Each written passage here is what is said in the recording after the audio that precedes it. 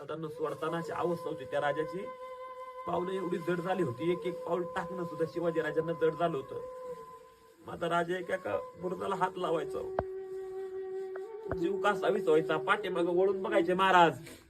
4 पावलं गेले की एखादी सून माहेरी सोडून सासरी जाताना लग्नाच्या दिवशी तशी अवस्था होते ना माता भगिनींनो, तशी अवस्था या राजाची झाली हो.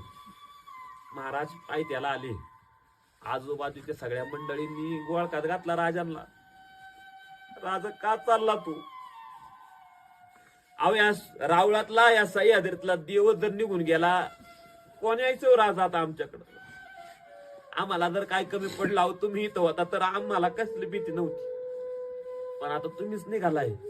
आम्ही कोणाच्या तोंडाकडे बघायचं? आम्ही काय करायचं? राज कोण टाचा उंच करून सारी मंडळी माझ्या राजांना बघत होती. पण दादांनो, अनेक लोकांनी साकडं घातलं. राज काय बी करावं, पण राज तुम्ही आता रायगडावर जा. आम्ही आता तुम्ही अडवणार नाही. तुमच्यामुळे आम्ही या सुखाचे दिवस बघतोय ना. आमच्या लेकी घरातले उचलून घेऊन जात होती नरात. पण राजा तुम्ही जसं काय या मावळा रावळात आला ना, सारा आम्ही आनंदाने वैभव हे सारा अनुभवतोय.